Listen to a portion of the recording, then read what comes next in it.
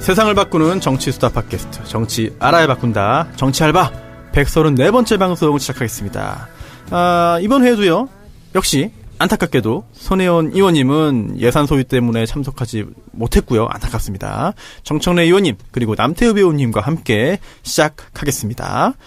첫 순서 정청래의 키워드 분석. 이번 주 뭡니까? 신남방 정책. 신남방. 네. 남방. 남쪽. 그렇습니다. 남쪽이네요. 알겠습니다.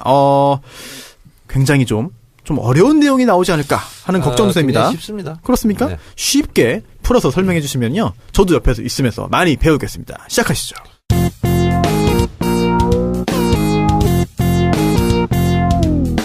정청래 키워드 분석.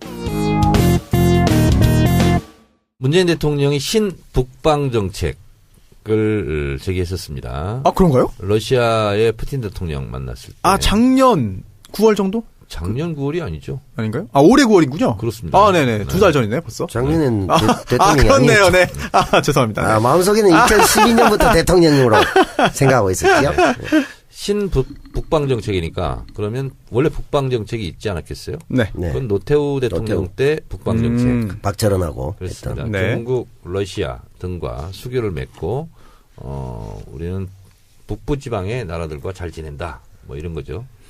이런 거에서 신북방 정책, 문재인 대통령의 신북방 정책은 가스 등 에너지를 서로 공유하고 그리고 외교 안보에도 긴밀한 공조를 하자. 이제 이런 신북방 정책이 있었죠. 네. 여기에 대비해서 대선 때도 이제 공약으로 했었는데 신남방 정책을 추진하겠다. 남방. 네, 이런 겁니다.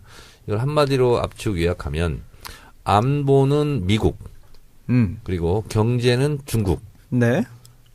그리고 일본과 러시아 주변 사강이 있지 않습니까? 그렇죠. 이러다 보니까 리스크가 좀 커지는 겁니다. 어떤 리스크요? 우리가 주식도 몰빵하면 좀 위험하지 않습니까? 위험하죠. 계란을 한 바구니에 담그지 마라. 위험해요. 네, 그래서 외교의 다변화. 다변화. 네, 이런 차원에서 트럼프 대통령과 정상회담 할 때는 산불 정책을 미리 얘기했지 않습니까? 네. 그 산불 정책은 사드 추가 배치 안 하겠다. 네. 한미일 군사동맹 안 하겠다. 네. 뭐 이런 거 이제 균형 외교를 사실상 천명했고 네. 시진핑 국가주석과의 정상회담을 앞둔 사전 정지 작업이었죠. 네. 이래서 사드의 경제 보복이 있다 보니까 우리가 상당히 골치 아픈 경우가 많지 않았습니까? 그럼요. 그래서 아세안 국가, 네. 10개국과 경제 교류를 좀 더 활성화시키겠다. 저는 대단히 이것은 무릎을 칠 만한 굉장히 저는 국익 차원에서 굉장히 중요한 정책이다. 이렇게 보고 있습니다.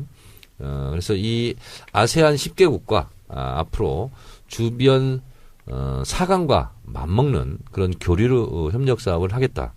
이런 겁니다. 야, 엄청 규모가 커지겠네요. 네, 그래서 이 아세안이라는 건 그럼 뭐냐 도대체. 네.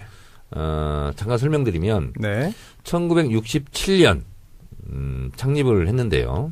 인도네시아가 이제 주로 주요 국가입니다. 강국이죠, 사실. 네. 인도네시아, 말레이시아, 필리핀, 싱가포르, 태국 이 5개국에 브루나이를 더해서 6개국이고요. 여기에다가 캄보디아, 라오스, 미얀마, 베트남.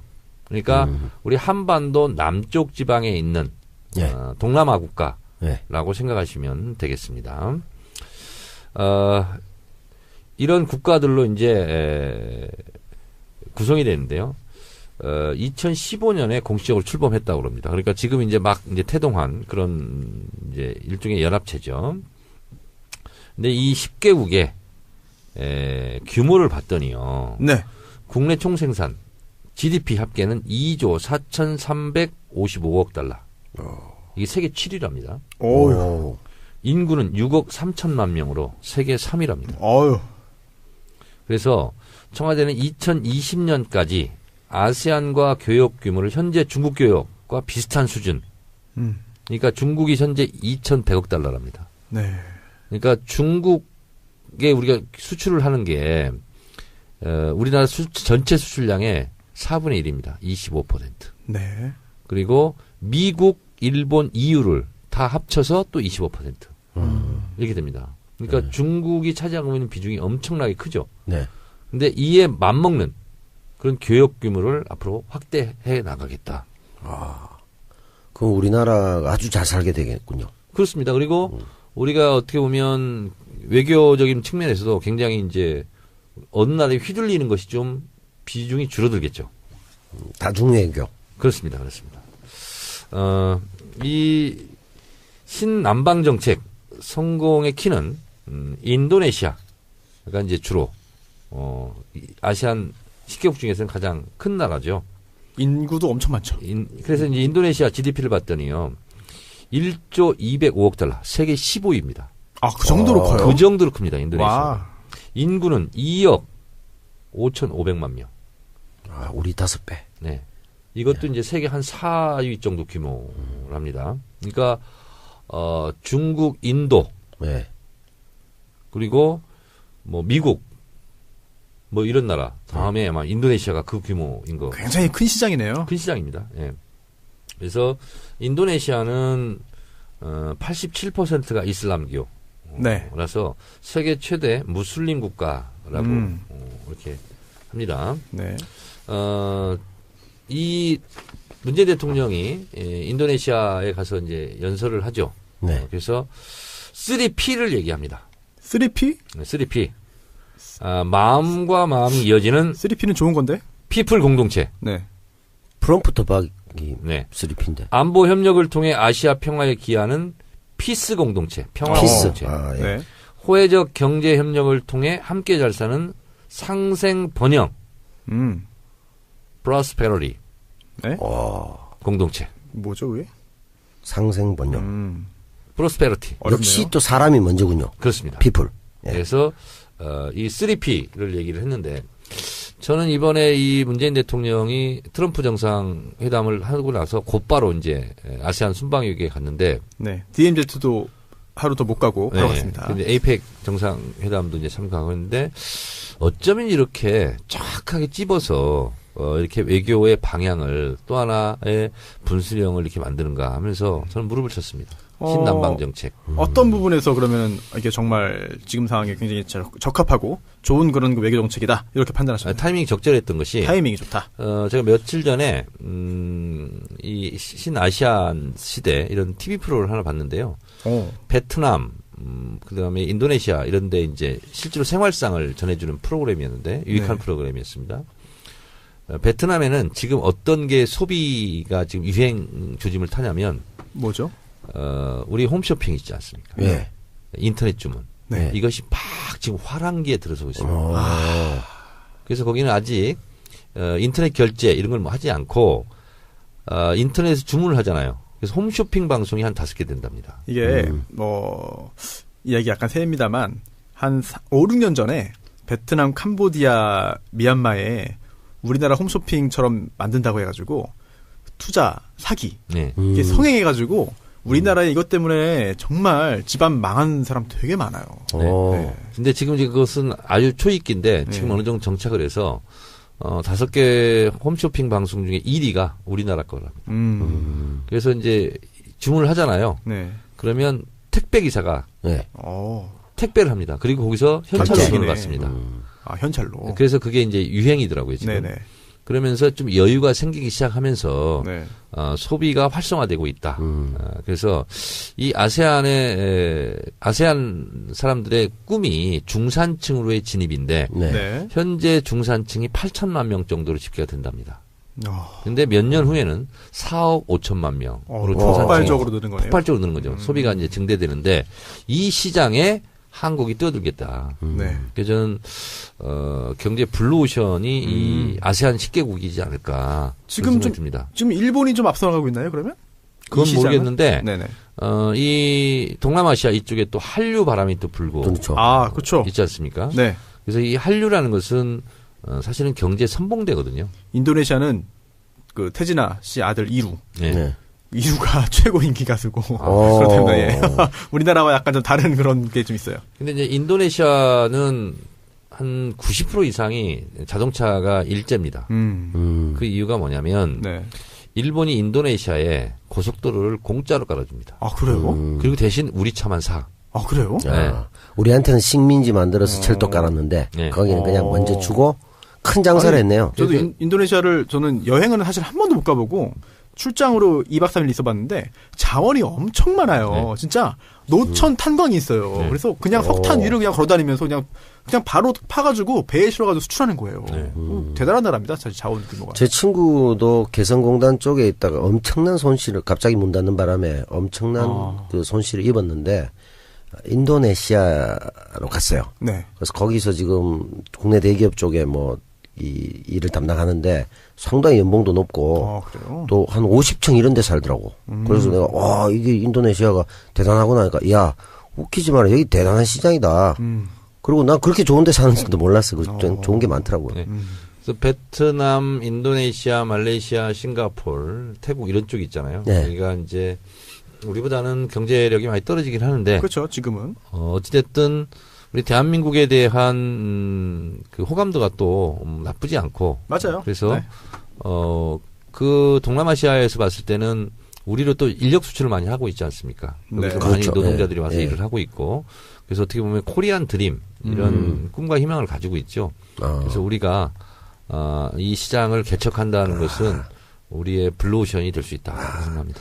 이 문재인 대통령의 신남방 정책에 맞추어서 네. 제가 다음 주부터 네.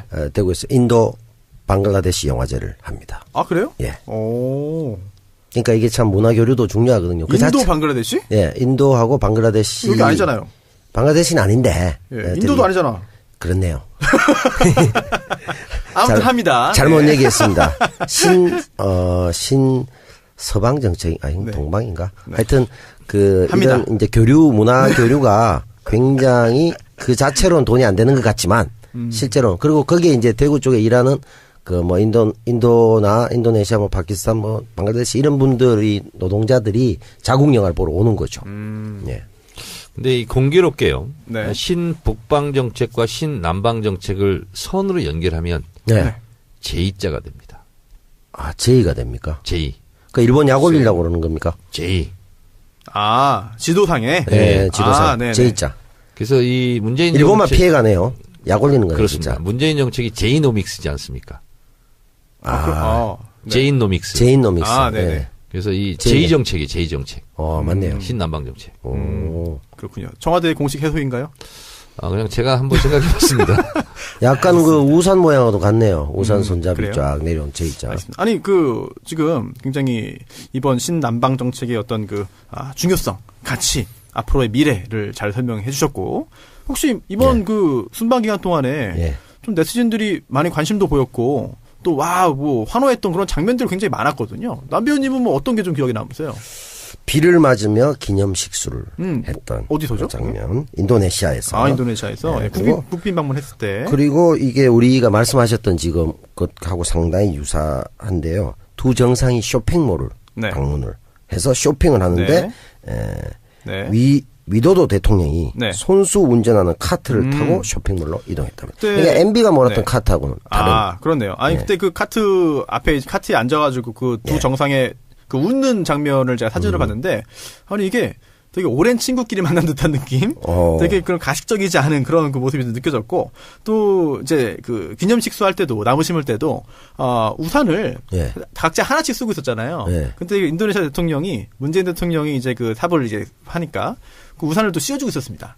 근데 그런 장면 이제 포착된 사진들 좀 굉장히 재미있게 흥미롭게 좀 본 기억이 나네요. 이 삽도 그렇네요. 네. 그 MB가 하면 삽질이지 않습니까? 삽질이죠. 예. 문재인 대통령이 하면. 네, 기념식수. 기념식수. 좋은. 인도네시아 이 대통령이 조코 위도도예요. 조커? 조코. 좋고. 조코. 위도도. 조코 위도도인데 네. 1961년생인데요. 이야. 이분이 사실상 네. 민주화 운동을 거치면서 우리로 치면 뭐 첫 문민 대통령이라고 그럴까? 그래서 이 지지도 상당히 높답니다. 인기도 많고 그리고 문재인 대통령하고 좀 비슷한 성격인가 봐요. 그래요? 또 과거사도 비슷하네요. 민주운동하고 네네네. 또 대통령 되고. 그래서 더 친할 수도 상당히 있겠지. 높답니다. 지금. 제가 인도네시아 방문했던 기억이 저는 특이하게도 배를 타고 갔습니다. 경남 하동에서 배를 타고 출발해가지고 인도네시아 반자르 마신이라는 곳으로 들어가가지고 한 일주일 갔어요. 배 타고. 배를 일주일이나 탔다고. 예. 석탄 화물선을 타고 가가지고. 석탄 사업도 합니까? 석탄 사업을 제가 하는 건 아니고 그 당시에 네. 뭐 좀 일이 있어가지고 배를 타고 갔습니다. 네. 화물선 타고. 이분이 대학교를 여기를 나왔네요. 가자마다 대학교. 가자마자 가자마자 공부를 시작하니까. 가자마다 초속성 코스를 자랑하는 네. 산림학을 전공하셨군요. 산림학. 그럼 기념식수 할 때 본인이 더 잘하시겠네. 그렇네요. 네. 근데 민주화 동지가 하시니까 얼마나 좋아하셨겠어요. 그렇습니다. 그 신남방 정책이 우리가 발음이 헷갈린 한데 신남방 정책도 맞는 것 같아요. 동남아하고 한국이 다 훈훈하게 따뜻하게 잘 살게 되는 좋은 정책입니다. 지금 남방이라고 하신 거예요. 거기는 원래 더워서 난방 안 해도 됩니다. 네. 그럼 또 죽나요? 네. 그럼 우리가 따뜻해지겠어요. 아예 난방이 없을걸요? 거기는? 그럴 거예요. 냉방만 해야 되겠다. 난방 시설이 없을 것 같은데. 맞네. 그렇죠. 난방 하면은 그거는 그럼 우리가 따뜻해지자 이런 찜질방 뜻입니다. 같은 것도 안 되겠네요. 거기는 사우나도 없고 하겠다. 아니 그거 수출해 보면 사람들이 또 느끼겠죠. 제대로. 그런가요? 보면 우리 선진 방식을 또. 근데 진짜 인도네시아 사업 때문에 여러 사람 망했어요. 정말 진짜. 정말 돈 버는 분도 있지만 저는 정말 주변에서 너무나 많은 사람들이 이 사업 때문에 망한 사람 보고 또 이게 정말 열심히 투자해서 정상적으로 하다가 사업이 안 되면 이해하겠는데 다른 사람, 한국 사람 돈을 뜯어먹는 사기꾼들이 많습니다. 이제 의뢰인 중에도 참 그런 피해 당한 분들이 정말 예전부터 되게 많은데 이 조심하셔야 돼요. 신남방 정책을 추진함에 있어서 이제 인도네시아, 베트남, 태국, 말레이시아 뭐 이런 나라들이 이제 주요 국가일 텐데요. 베트남에 제가 예전에 다녀온 적이 있습니다. 네. 네. 아까 호치민 얘기도 잠깐 하고 그랬는데. 의원 시절에, 현역 시절에요? 아니 옛날에. 예전에? 그 전에. 네. 베트남에는 라이따이안이라고 있습니다. 있죠. 네, 우리 파병 장병들과 관련 있는 분이죠. 저는 베트남 얼마 전에 베트남에서 사업하고 있는 분을 만났는데 문재인 대통령 출범 이후에 상당히 분위기가 좋아졌답니다. 한국인에 대한 인식. 네. 근데 베트남이 상당히 대인배적인 기질을 갖고 있어요. 네. 베트남의 유명한 속담인데요. 물러간 적은 뒤쫓지 않는다. 그래요? 네. 이런 이제 베트남 사람들이 어떤 기품 이런 게 있어요. 네. 그래서 베트남은 전쟁에서 진 적이 없습니다. 그렇죠. 그런가요? 네네네. 미국을 물리쳤는데 뭐. 네, 초강대국 미국을 물리친 나라. 그런 자부심이 엄청나요. 혹시 우리나라랑 또 교전했는데 당시에 그런 거에 대한 뭐 악감정이나 반감이 좀 있나요? 그래서 예전에 사실은 미안해요 베트남 운동이 있었어요. 네. 그 주도한 사람이 누구냐면 구수정 씨라고 한신대학교 학보사 출신이고 제 또래예요. 네. 한겨레 21에서도 그런 활동 되게 많이 했던 걸로 기억합니다. 고엽제전원 이런 데서 이제 한겨레 신문에 가서 윤정기 모래도 뿌리고 막 이렇게 굉장히 이렇게 그런 일이 있었는데 민간 차원에서의 미안해 베트남 운동도 있지만 한 번쯤은 우리도 그럼요. 정식으로 베트남에 대해 미안하다. 왜냐하면 그게 없어도 베트남은 뭐 크게 뭐 개념치는 않은 것 같아. 그런데 한 번쯤은 그런 좀 식긴급 이런 게 좀 필요하지 않나. 그렇죠. 그 굉장히 그렇습니다. 심한 그 민간인 학살을 우리가 자행했고 그것에 대한 공식적인 사과나 반성이 또 있어야 되고 우리 쪽에도 독립 다큐멘터리를 그쪽으로 지금 수년째 제작하고 있습니다. 제 친한 분이 근데 제작비가 없어가지고 많이 힘들어하는데 자기는 이제 그 미안함을 정확하게 이제 영화로 만들어서 보여드리고 싶다 이렇게 활동하고 있죠. 파월 장병들에게 뭐 책임을 묻자 이런 게 아니라 어쨌든 국가 대 국가로 그렇죠. 이런 문제는 매듭을 한번 풀고 가는 것이 좋겠다. 그러면 훨씬 더 가까워진 나라가 될 것 같아요. 그것도 이제 박정희가 결국은 그 돈을 슈킹하고 상당히 저 병사들 월급까지 슈킹하고 하면서 미국에 이제 의도적 용병을 하면서 그런 그 자행됐던 슬픈 역사죠. 그러니까 제가 고엽제전후의 분들하고도 가깝게 잘 지냅니다. 친하게 지내고 저희 동네도 그런데 이제 생명수당이라고 하셨어요. 베트남 전쟁. 그죠. 예. 그걸 다 갈취를 한 거죠. 사실. 그럼 그 생명수당은 미국으로부터 받는 겁니까? 그렇습니다. 그러니까 예를 들면 제가 그때 자이툰 부대 이라크 그때 병사들이 경쟁률 6대 1이었어요. 가면 월급을 한 200만 원 받습니다. 200만 원 좀 넘게 받아요. 장병들인데 사병들인데. 근데 전투에 참여했다면 지금 화폐 가치로 그 정도 이상을 받았다는 거죠. 그렇겠죠. 그런데 정부에서 다 떼간 거죠. 상당히 많이 떼먹었다고 나오죠. 그걸 이제 자기 그 비자금으로 어떤 뭐 이쪽으로 쓴 거죠.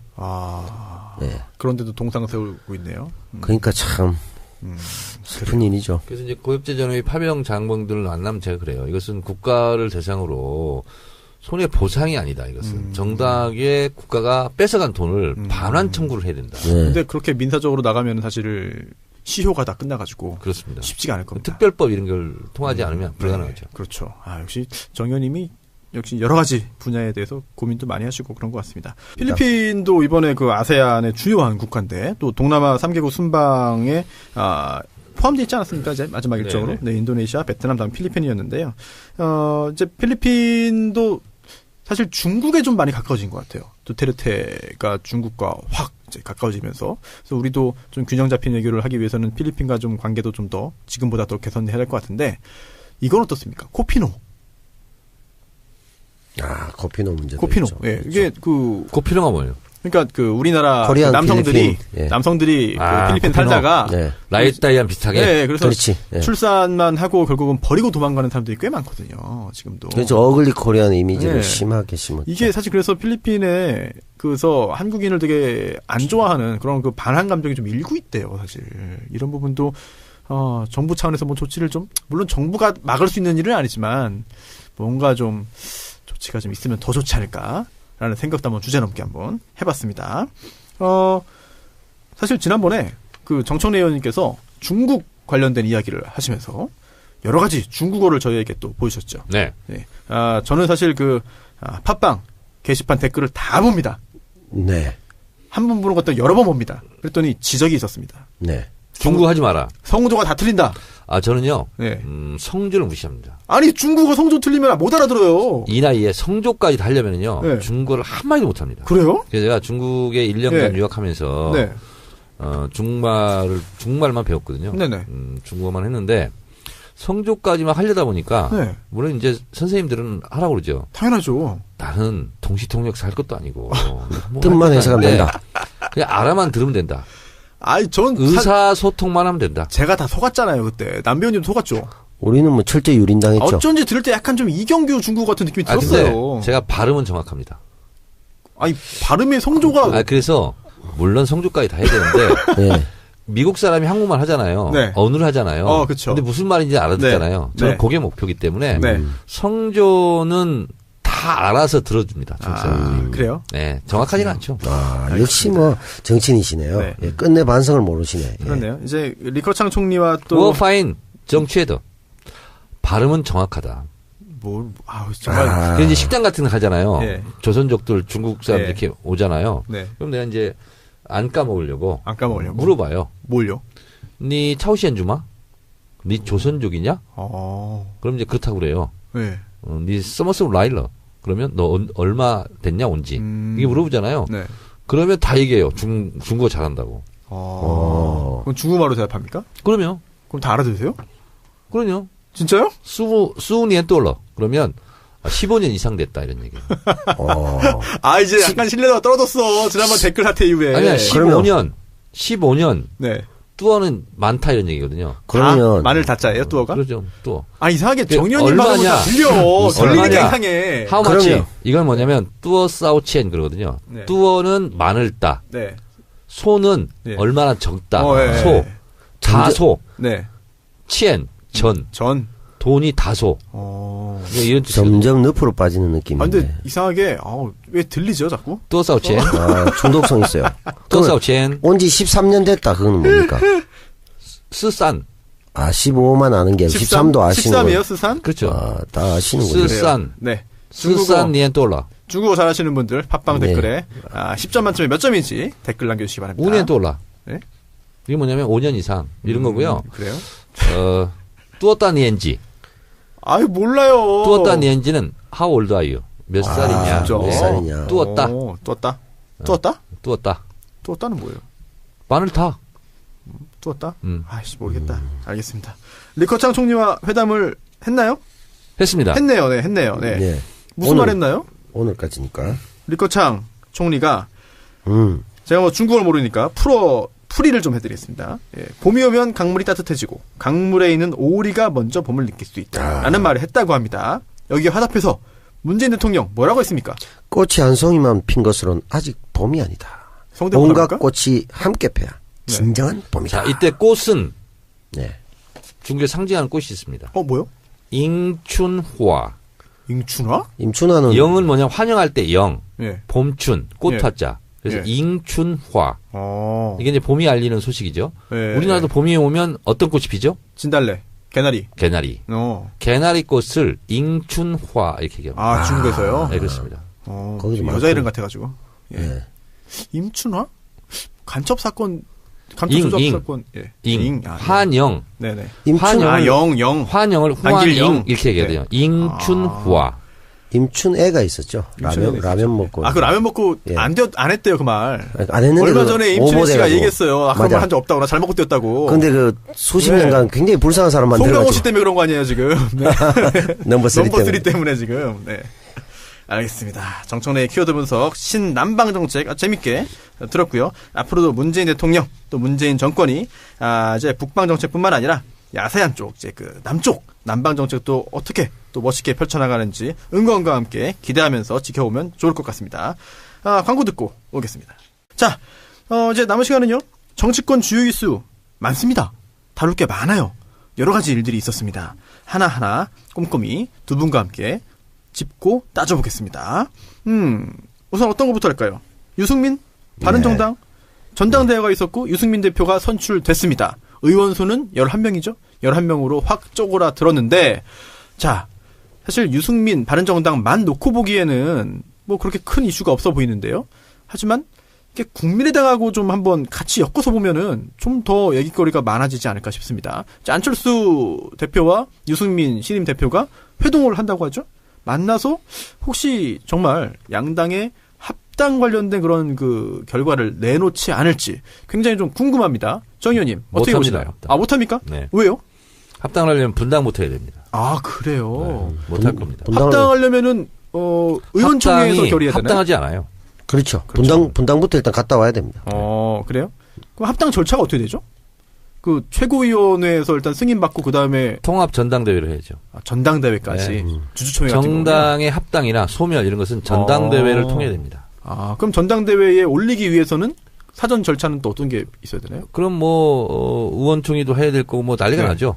그러면 그렇게 다 못해요 한마디로. 못해요? 그냥 뭐 볼 것도 없습니까? 난리 나죠. 난리 나요? 네. 근데 지금도 오늘 신문 기사들 보면 유승민, 안철수, 유승민은 적어도 연대에 대해서는 거의 뭐 공감대가 이루어졌다라는 그런 보도가 이어지고 있습니다. 근데 저는 안철수 대표는 참 알 수 없는 분이더라고요. 굉장히 좀 뭐냐면 웃음을 자아내는 것 어디 같아요. 독일인가 어디 가서는 정치 네. 복수하고 있다, 보복하고 있다, 적폐청산 반대를 했잖아요. 네. 근데 MB가 공항에서 적폐청산 뭐 어쩌고 반대하고 막 그러니까 또 적반하장이라고 그래. 네. 그래서 저는 안철수 씨가 적반하장 같아. 본인에 그렇죠. 대해서 적반하장이지. 남배우님, 예. 안철수 좋아하세요? 국민 감정상 좋아하기 힘든 분이죠. 아니, 국민 감정 말고. 제가 봐도 뭐 그렇게 정신이 오락가락 하시는데 굳이 뭐. 이게 그래서 참- JTBC에서 계속 제가 MB 아바타입니까? 네. 계속 그 대선 때 묻는 거 있잖아요. 네. 네. 그거 나오더라고요. 그건 제가 볼 때 평생 따라다닐 것 같아요. 근데 지금 이제 아바타가 아니라고 이제 강조하기 네. 위해서 뭐 적반하장이다 이런 네. 발언을 한 거 그럴수록 아닙니까? 아바타만 떠오르지 뭐. 그러니까. 네. 근데 저렇게 표리부동하고 오락가락하고 이게 정치인의 일관성이라는 게 굉장히 중요한 덕목 아닙니까? 그렇죠. 이 양반 일관성이 전혀 본인이 다당제가 신봉제였다면 새정치민주연합과 합당하면 안 되는 거죠. 그렇네요. 그렇죠. 합당을 왜 했어, 그럼? 그리고 합당하고 분당했어. 네. 합당할 때는 뭐고 또 분당할 때는 뭐야. 그 다음에 또 다당제를 했어. 네. 다당제를 하면 당이 여러 개 있어야 되잖아요. 그렇죠. 뭘 또 연대니 합당이 또 얘기를 해. 안 맞잖아요. 앞뒤가 하나도 안 맞죠. 안철수 대표의 앞으로의 정치 생명 또는 활로 또는 앞으로의 어디까지 뭐 성과를 얻을지 개인적으로 어떻게 보십니까, 정 의원님? Gone with the wind. 네? 이미 바람과 끝났다? 함께 사라졌다. 오. 자기가 동진 정책을 한다고는 해도 당 상황이 그렇지 동진 않고 정책이라고 하는 게 뭡니까? 오른쪽으로 간다고 동쪽으로 오른쪽, 가서 동쪽으로? 또는 보수 영남? 또는 보수와 함께 한다. 영남이나 보수. 예, 네. 예를 들어 이제 뭐 바른정당도 유승민 대표도 다급해지니까 네네. 뭐 그렇게 예를 들어 자기들끼리 어떻게 해볼 수는 있겠지만 당 내부 상황에서 국민의당하고 정서적으로 전혀 안 맞는데 바른정당이 네. 합쳐지기 어렵겠죠. 근데 자기 혼자 뭐 가긴 또 난감한데 안철수 대표의 지도력이 지금 상당히 없지 않습니까? 그러니까 더더욱 그런가요? 제가 국민당 안에서 지도력이 많이 떨어지죠. 사자성어로 정리해 보도록 하겠습니다. 네. 중구 남방. 중구 난방. 네. 난방. 난방입니다, 이번에는 또. 헷갈려요. 남방에서 남방으로 네. 중구 난방. 중구 난방. 오합지졸. 오합지졸. 진퇴양난. 진퇴양난. 자동소멸. 자동소멸. 자동소멸은 사자성어가 아닌 것으로. 그래요? 네. 뭐 넉자니까 뭐. 예. 네, 사자죠 그냥. 소멸이 뭐 안철수의 소멸입니까? 국민의당의 소멸입니까? 뭐 국민의당도 그럴 수 있고 이런 분당 논의니 합당 논의니 네. 연대 논의 이런 것도 네. 자동적으로 소멸될 거다. 그러면 안철수 대표의 앞날에 대해서 굉장히 비관적으로 두 분께서 입장을 밝히셨고요. 그럼 유승민 대표 이번에 뭐 당 대표로 당연히 뭐 누구나 예상할 수 있을 만한 그런 승리를 거뒀습니다. 승리라고 하기도 그렇죠. 사실 뭐 추대에 가까운 건데. 저는 헌정기념관에서 네. 전당대회 하는 거 처음 봤어요. 어. 보통 잠실체육관 이런 네. 거 하잖아요. 당세가 너무 올 사람이 좁아들었더라고요. 없는 거죠. 아니 그나마도 자리가 비어 있더라고요. 몇 명쯤 왔을까요? 아니 정말 그 장면 봤는데 이거 뭐 몇백 명도 안 되는 것 같은데요. 우리 청래당 네. 전당대회 있잖아요. 네. 하더라도 그 정도는 더 되겠어요. 아 진짜 정말 너무 적더라고요. 물론 그 화면에 잡히는 전체 인원수가 전체는 전부는 아니겠지만 너무 적었어요. 정말. 그러니까 우리가 12월 2일 날 오후 3시 건국대학교에서 네. 아까 홍보했지 않습니까? 전국대회? 예, 지난 전국대회. 네. 청래당 전국 대번개. 네. 뭐 우리가 더 많을 것 같아요. 그렇죠. 지금 정당 지지율 3위가 뭐 고만고만한데 정의당이 3등까지도 한번 했는데 그런 거 지금 봤을 때는 청래당이 제가 정치적 관점에서 봤을 때 최소 정당 지지율이 3위 정도는 할 수 있을 것 그래서 같습니다. 지금 그 여보세요. 예. 더불어민주당, 자유한국당 다음으로. 정의당이요? 정당 아니요, 지지도 청래당. 조사를 안 해서 청래당이. 그렇지. 예, 청래당 3위. 보면 모르는 거예요. 2위까지 노리고 있습니까? 그렇습니다. 아, 2위까지 보신답니다. 총재님께서 그렇게 보신답니다. 알겠습니다. 네, 2위 하는 날을 기다려보도록 하겠고요. 근데 유승민 대표가 더 이상의 탈당은 없다라고 말은 했어요. 하태경 의원도 그렇고. 그런데 사실 지금처럼 바른정당이 지지부진하고 활로가 안 보이면 추가 탈당이 있지 않을까요? 두 가지가 문제예요. 네. 황영철 의원이 뉴스공장에 나와서 마지막 의총할 때 탈당을 하지 않았지만 합당이 합당하다. 아, 라고 지지 찬성 발언한 사람이 5명이 더 있다는 거예요, 지금. 반류파 중에서. 복뱅이. 그래서 이 사람들이 더 탈당할 수 있고요. 네. 그러면 6명 남잖아요. 예. 그러면 6명이 남으면 더 탈당할 수도 있고요. 자동 소멸이 그쪽에서 날 수도 있겠네요. 근데 문제는 홍준표 대표가 문 닫겠다. 그래서 그러니까요. 안 받겠다 그랬잖아요. 네. 아, 왜 안 받겠다 했죠? 그건 이제 본인의 당내 역학관계죠. 민정상에 김무성파가 너무 많이 들어오면 본인의 이제 헤게모니를 네. 잃을 수 있다. 야. 네. 이런 잔머리죠. 그러면 저는 굉장히 재밌었던 게 처음에 입당 이제 복당이죠. 복당 기자회견 할 때 홍준표 대표가 일부러 늦게 나온 것 같아요. 한참 있다 나왔잖아요. 그러면서 정말 뻘쭘한 상태에서 그 복당한 그 의원들이 기자들 프레시 세례를 15분 동안 받고 있었고 또 그 다음 날 또 홍준표 대표가 이런 말도 했잖아요. 김무성계 뭐 이런 거는 뭐 존재하지도 않는다. 이게 무슨 개파냐 이게 이익 집단이지. 네. 엄청 그냥 무시를 했습니다. 네. 그런 거 보면은 견제. 와 이거 정말 김무성 의원 같은 경우에 이거 그런 수모를 받고 과연 그렇게 들어가야 되나? 저 잘 이해가 안 가요. 어떤 상황입니까 지금 김무성 본인이 의원? 이런 거죠. 나는 한신이다. 바지 가랑이 사이를 지나가겠다. 지나가겠다. 뭐 그러면서 본인은 뭐 나는 참 훌륭한 사람이야 이렇게 생각할 수도 있죠. 실제로는 어떻습니까? 거기도 자동 소멸하겠죠. 거기라는 게 김무성 기에. 네. 남배우님 어떻게 보세요? 거기도 뭐 힘을 받기는 어렵겠죠. 근데 이제 들락날락도 많이 했고 네. 힘도 없고 네. 그런 상황이 전개되지 않을까. 근데 저는 홍준표 대표 입장에서는 정말로 그 보수를 위해서 활동하는 것 같지도 않아요. 왜냐하면 만약 5명 더 있으면 받으면 121석 되잖아. 그러면 한번 그 개판 네. 칠 수 있는데 네. 개판 칠 수 있음에도 불구하고 문을 닫겠다고 하는 건 정말 네. 그 자기의 그 헤게모니를 놓치기 싫다는 거잖아요. 보수를 위해 하는 것도 아니잖아요. 그런가요? 어떻게 보면. 아니면은 나중에 당대당 통합을 하겠다는 그런 의도는 없나요? 통으로 먹겠다? 네. 그냥 글쎄요. 개별 입당은 더 이상 하지 않겠다. 왜냐면 뭐 말이 아다르고 어다르기 때문에 나중에 또 그렇게 또 한번 말을 바꾸지 않을까 그런 생각도 잠깐 좀 들었습니다. 국민의당 21일에 이제 통합 관련된 끝장 토론을 하겠다라고 예고를 했습니다. 그때 끝장 나겠군요. 아니 근데 그러면 사실 이 통합 관련된 끝장 토론을 하겠다라고 예고했는데 며칠 날 한다고 그랬죠? 21일 다음 주죠. 다음 주인데 그럼 사실상 안철수 대표 쪽은 통합하고 싶다는 거 아닙니까? 그러니까 이걸 한다는 거 아니에요? 그런 거겠죠. 안 대표 입장을 하고 싶죠. 근데 뭐 당에서 지도력이 네. 그렇게 될까? 그러면은 상당수의 비례대표를 제외한 상당수의 의원들은 이제 호남에 지역구를 두고 있고 통합에 굉장히 좀 부정적인 의견인데 또 비례대표 중에도 이상돈 의원 같은 경우에는 굉장히 적대적이잖아요. 안철수 대표한테. 과연 이게 그분은 뭐 비례대표라서 네. 나갈 수는 없죠. 아니 뭐 의원 그만두고 나오면 되는 거니까.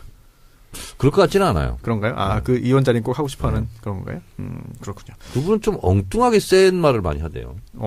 그분도 약간 돌출기가 있죠. 그래요. 사실 참 정치인이 되기 전에 잘 몰랐던 부분들이 실제로 그 의정 활동하면서 좀 많이 드러나기도 하고 국민들이 좀 알게 되는 상황들이 좀 많이 그분이 어디 발생한 것 뭐 같습니다. 국회에서 막 소리 지르고 막 하는 거 보니까 네. 그때 고용노동부 장관 뭐 청문회 네. 때가 그때 보니까 참 보기 안 좋더라고요. 그래요. 학교에서 국회의원이면 다야? 막 그렇게 아무 데나 막 소리 지르고 막 해도 돼. 학교에서 강의할 때도 조금 평가가 상당히 그렇다라고 그래요? 제가 중대 쪽에 얘기를 들었습니다. 그래요. 예. 아, 원래 중앙대학교 교수였나요? 중대법대 로스쿨인가 그 중대법대? 교수 아닙니까? 예. 그렇군요. 국민의당 그리고 바른정당 그리고 자유한국당까지 살짝 살펴봤는데 이번에 한번 민주당 쪽으로 한번 가보겠습니다. 민주당 그리고 또 문재인 정부인데요. 홍종학 중소기업벤처부 장관 후보자의 청문회가 열렸습니다. 청문회 후에 여론 어떻게 변했습니까, 남 배우님? 네. 청문회 전에 여론이 변했죠. 전에 변했나요? 제가 트윗 한번 날리면서 변곡점을 그래요? 맞이했죠. 뭡니까? 자화자찬. 불법이 합법을 나무라느냐. 불법이 누굽니까? 자유한국당. 문제 삼는. 자기들 얼마나 불법을 많이 저지르고 뭐 세금 안 내고 뭐 그랬잖아요. 네. 불법이 합법을 뭐라고 하느냐. 네. 제가 또 뭐라고 했죠. 그 다음부터 분위기가 바뀌었어. 다 내 덕이야. 그래요? 라고 저는 혼자 네. 생각해요. 아하. 그럼 청문회 후에 여론조사 결과 혹시 있습니까? 있습니다. 네, 소개해 주시죠. 저는 자가당착적 사고를 하는 게 정치인의 덕목이군요. 예. 좀 정 의원님한테 하신 겁니까? 네. 이거는 자기 때문에 자기 홍보입니다, 그냥. 믿거나 말거나. 정말 정치인은 나의 홍보의 자유, 표현의 자유를 억누르려고 하지 마세요. 표현의 자유로 침해받아가 블랙리스트가 됐지요, 제가. 근데 이제 얼굴이 정말 두꺼우신 것 같습니다. 네, 그런 거 보고 후한 무치하다고 그럽니다. 후환 하시죠, 후환. 네. 예. 찬성이 42, 반대가 37.7, 한 4.3 정도 찬성이 더 많아졌고요. 잘 모르겠다, 20.3 아직. 이 정도가 돼 있고요. 찬성 중에서도 매우 찬성은 18.5, 찬성하는 편이다, 23.5, 반대하는 편이다, 14.3, 매우 반대한다, 23.4. 그래서 좀 비슷한데 조금 더 찬성이 많아졌습니다. 저는 이렇게 보시면 될 것 같아요. 네. 합법적이다. 네. 불법을 저지른 후보들이 얼마나 많았습니까? 그렇죠. 많죠. 그러면 불법과 편법과 이런 게 없잖아요. 네. 합법이잖아. 그러면 불법을 저지른 후보들이 그동안 얼마나 많았냐고요. 엄청나게 많았죠. 이명박근혜 정부 때. 네. 그럼 훌륭한 후보죠. 그럼 간단하게 생각하면 그거 아니겠어요? 그렇죠. 우리가 또 법치주의 아니겠어요? 아니 합법인데 불법을 저지른 거 없네. 그거 인정하잖아요, 야당에서. 네. 근데 마음에 안 든다. 그러니까 그런 솔직하게 거 아니에요. 얘기하지. 우리가 마음에 안 든다. 이렇게 얘기를 했어야죠. 국민의당 얘기로 한번 좀 가볼까요? 왜냐하면 김동철 원내대표가 아예 그 인사청문 보고서 채택 위한 회의에 아예 불참했습니다. 뭐 자유한국당의 뭐 불참이야 예상했습니다만 국민의당도 나오지 않으면서 홍익표 의원이 김동철 원내대표에게 굉장히 강한 이야기를 했습니다. 뭐 잊지 않을 것이다라는 이야기를 했는데요. 누가 누구한테 뭐라 했다는 거예요? 홍익표 의원이 홍익표? 예. 홍익표 의원이 김동철 원내대표에게 아니 이렇게 뭐라고 했어요? 잊지 않겠다. 네네. 이거는 정말 광주 민심에 반하는 거다라는 말도 했죠. 그렇죠? 네. 네. 수석 부의장이죠. 정책이. 인사청문 보고서 채택에 국민당이 안 오니까. 간사라서 그렇구나. 예. 그렇게 얘기했다는 그 거죠. 상임위 간사야, 홍익표 네. 의원이. 네. 근데 이제 그 더불어민주당 입장에서 굳이 이렇게까지 세게 나갈 필요는 없을 텐데라는 생각도 있는데 이분이 이렇게 세게 한 이유가 뭘까? 뭐 이런 얘기를 지금 잘했어요. 하고 있는 거죠. 잘한 건가요? 아니 뭐 좀 기분 나쁘면 기분 나쁘다고 할 수도 있고. 네. 뭐 그럴 수 있는 거지 뭐. 근데 아니나 다를까 국민의당에서 즉각 이런 얘기가 나왔습니다. 아니 지금 민주당이 일당이긴 하지만 지금 과반도 안 되는데 우리한테 이래가지고 도움될 거 있냐라는 이야기에 실제로 반응을 보였거든요. 아니 그러면 우리가 과반이 넘으면 네. 본인들은 뭐 협조를 잘 할 것 같아요, 고분고분. 그렇네요. 어쨌든 협조 안 하는 거예요. 여의도 정치는요. 핑계지 뭐. 말을 이쁘게 하든 네. 아니면 뭐 뭘 하든 간에 립서비스 하든 그게 관계없다니까요. 그래요? 언제든지 표 계산 가지고 움직인다니까. 아하, 그렇군요. 그럼 홍익표 의원이 이제 안철수 대표 그리고 김동철 의원이 방해한 것이다 라는 취지의 이야기를 했고, 홍익표 의원이 굉장히 마음이 곱고 착한 사람인데 오죽 하나만 이랬겠어요. 아하, 그렇네요. 네. 특히나 이제 민주당이 호남이 용서하지 않을 것이다 라는 말을 했고, 국민의당은 여기에 대해서 비열한 정치 공세다 라고 또 반박을 했습니다. 근데 호남 국민의당 얘기하니까 또 최근자 이제 여론조사 결과가 또 나오는데, 네. 호남에서 국민의당이 역대 최저치를 기록했다 라는 그런 뉴스도 나왔습니다. 호남에서의 안철수 대표가 당 지지율을 회복시키겠다라는 거를 이제 기치로 내걸고 이제 선언을 하면서 결국은 대표에 출마했고 당선됐는데, 그 후에 전혀 뭐 개선되는 게 안 보입니다. 호남에서도 이렇게 지지부진하고, 뭐 당 대표 리더십에 악영향 미치는 거 아닙니까?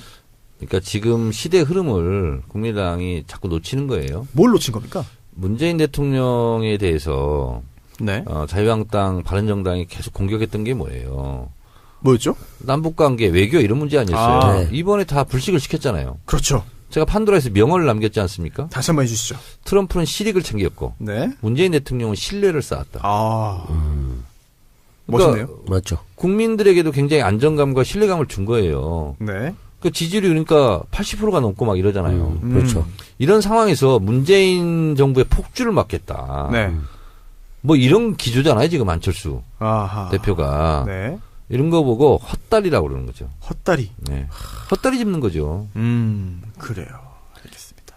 최소한 이런 말을 해야 돼요. 아, 우리는 협조할 건 협조하고 반대할 건 반대하겠다. 그러면서 협조하는 모습을 보이는 거예요. 그래야 네. 나중에 반대를 했을 때도 네. 반대 힘이 세지는 거거든. 네. 지금은 묻지마 반대인데 뭐. 그래요. 나는 이런 거 보면 참 안타까워요. 왜냐하면 용기 없는 사람들은 네. 솔직한 말을 못해요. 나 지지율 부럽다. 네. 이런 말을 못해요. 한 그리고 문재인 정부 잘한다. 네. 이런 말 못해요. 네. 그 말을 하면 한 10% 돌아올 수도 있는데 안타깝네요. 어떻게 보면 정치적 수계산을 너무 못하는 거죠. 마음이 쓰리더라도 박수 네. 칠 때는 박수를 쳐야 되거든. 혹시 활로 개척을 위해서 국민의당이 민주당과의 어떤 그 협조라든지 뭐 이런 게 아니라 바른정당과의 합당, 아니면 또 안철수 대표 본인은 뭐 극구 아니라고 부인하고 있지만 사실상 뭐 자유한국당과의 어떤 연대 합당 이런 거는 가능성이 없나요? 정치든 네. 인생이든 네. 일상생활이든 누구를 싫어하고 미워하기 때문에 나 이거 한다. 성공할 확률이 적습니다. 아, 지금 사실 안철수 대표가 문재인 대통령이 싫어서 지금 다 어떻게든 이겨보려고 하는 게 아니냐. 그렇습니다. 예. 그래서 뭐 그리고 싫어하고 반대하고 네. 투쟁이 아니라 투정이에요. 투정. 투정하다 보면 시간이 지나고 그러다 보면 내가 다음에 대선을 먹지 않겠나. 네. 이런 환상에 빠져 있는 거죠. 그렇군요. 청와대가 임명하겠죠? 청문보고서 채택이 뭐 예. 굳이 뭐 요건은 아니니까. 당연. 네. 이걸 중국말로 당란 이렇게 얘기합니다. 당란? 네. 네. Of course. 네, of course. 예. 그러니까 안 대표 같은 경우에 이 경기를 하며 달릴 때 이 도착 지점을 보고 달려야 되잖아요. 하나의 가치와 이념 네네. 지향을. 근데 앞에 선수 넘어지기만 바라고 계속 뒤에서 욕하고 네가 잘 뛰나 보자.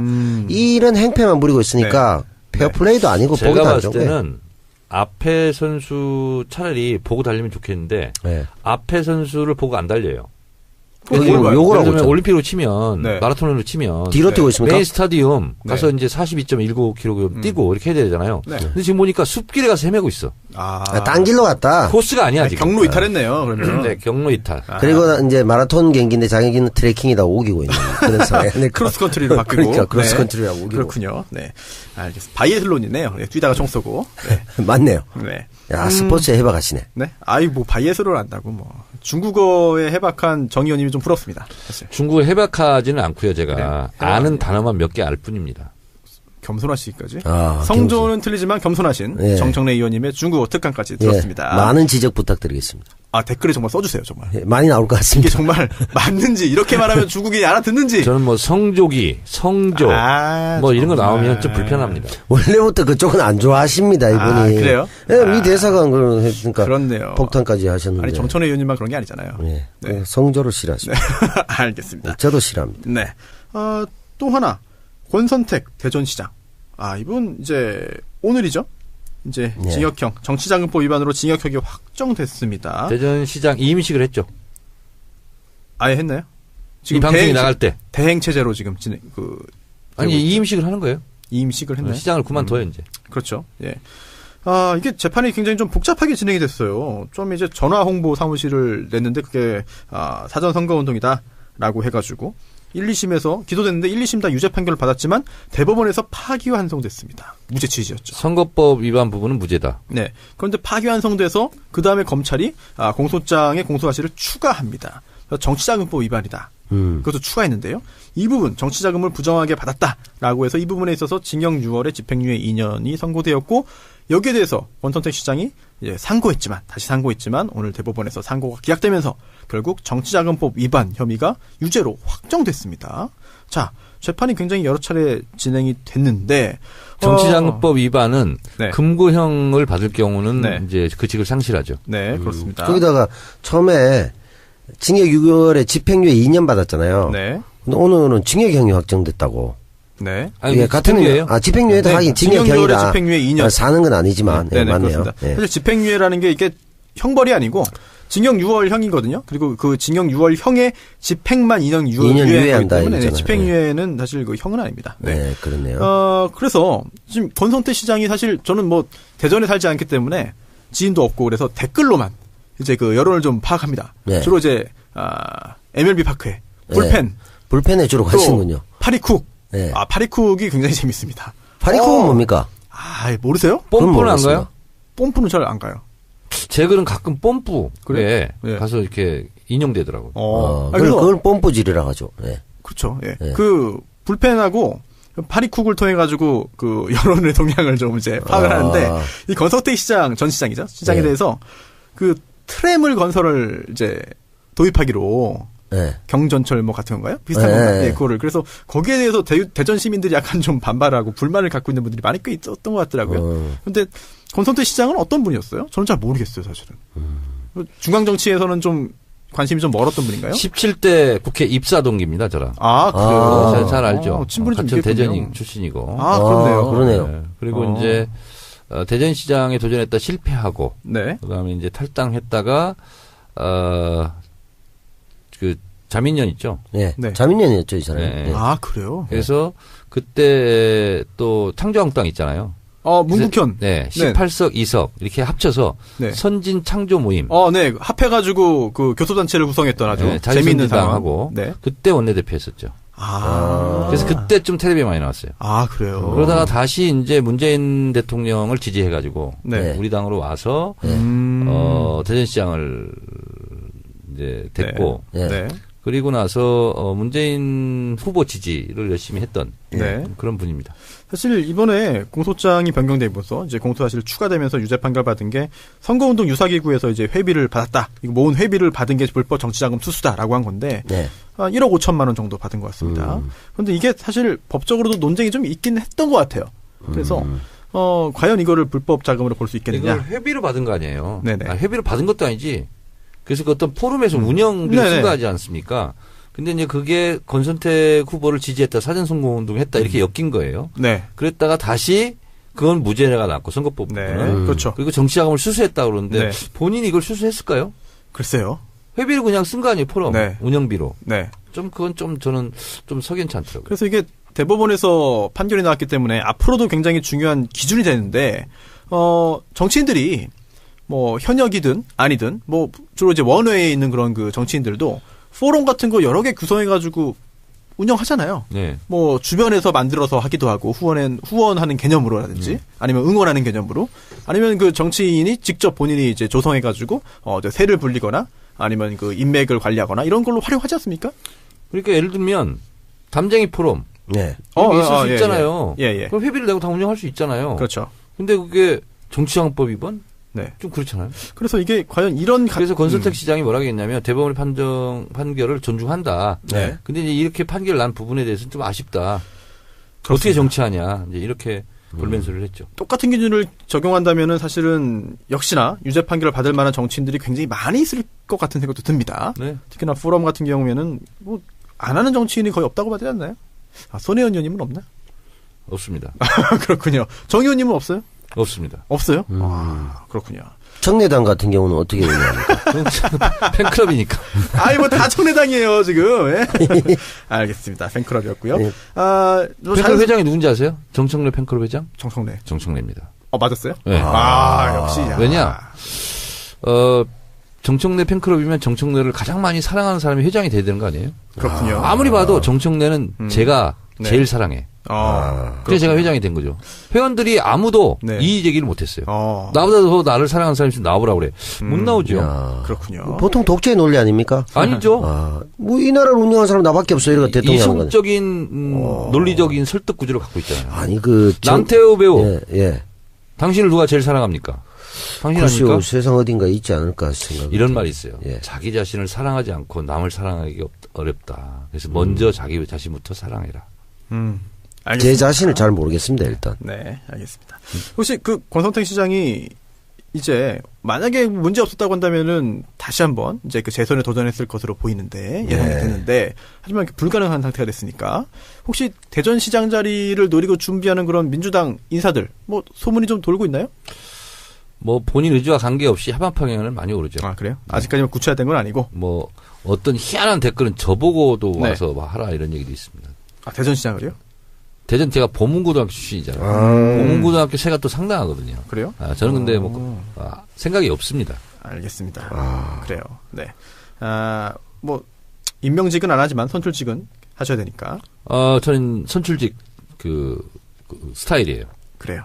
저도 그렇게 생각합니다. 하여튼 뭐 정청래 의원님 빨리 좀 제도권 정치. 뭐 지금도 제야지만 제도권. 그리고 저한테 이런 얘기 하는 사람이 있어요. 네. 보궐선거 지역이 나는데 보궐선거에 나가라. 저는 마포와의 첫사랑을 끝까지 지키겠다. 알겠습니다. 마포 정청래. 네.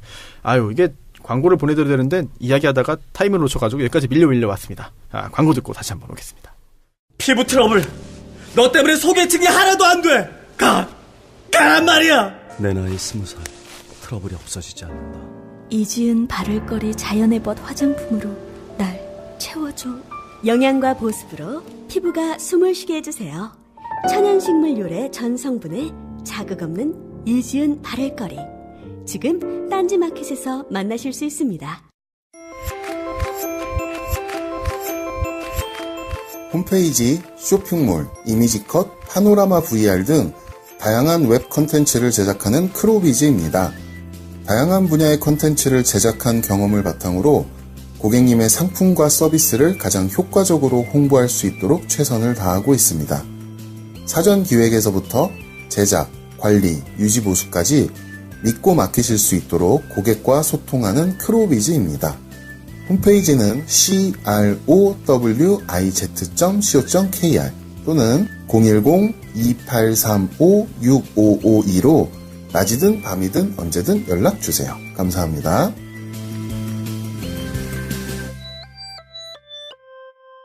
네, 이지은 바를거리 자연 화장품입니다. 지난번 그 광고 후에 반응이 뜨거웠습니다. 자연 화장품 개발자 이지은 씨.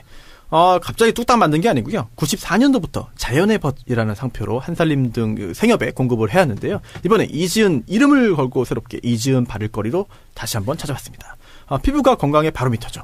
피부를 보면 건강 상태를 알 수 있습니다. 식습관, 적절한 휴식, 유산소 운동 등으로 건강해지면 피부는 따라서 건강해집니다. 먹는 것만 다이어트 하지 마시고요. 화장품도 다이어트 필요합니다. 이지은 바를거리는요. 딴지마켓, 크로위즈가 리뉴얼해준 공식 쇼핑몰 www.easynature.co.kr 그리고 네이버 스토어팜 등에서 구매하실 수 있습니다. 네이버에서요. 이지은 바를거리로 검색하시면 됩니다. 네, 크로위즈 광고인데요. 홈페이지 쇼핑몰 등을 제작하는 크로위즈 웹 콘텐츠 프로덕션입니다. 조금 전 말씀드린 이지은 바를거리의 홈페이지도 바로 이 크로위즈에서 만들었네요. 네, 크로위즈는요. 크로위즈에서는 홈페이지나 쇼핑몰 방문자에게 어필할 수 있는 홍보 포인트를 실제로 발굴을 해서 홈페이지, 쇼핑몰, 사진, 동영상, 일러스트, 3D, 파노라마 VR 등 다양한 웹 콘텐츠를 제작해서 효과적으로 광고할 수 있도록 도와드립니다. 믿고 맡기실 수 있고요. 특히나 문의하실 때 정치 알바 듣고 연락 주셨다라고 하면요. 이거 굉장히 마음에 드네요.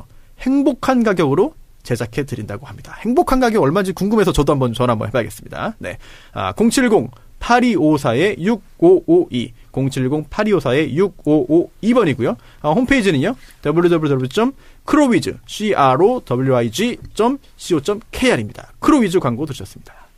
네, MBC, KBS 공영방송 이야기 하고 싶습니다.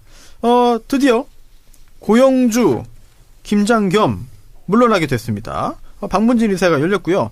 그리고 새로 그 박문진 이사로 임명된 분 중에 제가 또 친한 분이 한 분 계십니다. 굉장히 세고 고든 그런 그 제가 좋아하고 존경하는 그 여자 선배님이신데 예, 잘할 겁니다. 네. 박문진 신임 이사가 되셨다고요? 네.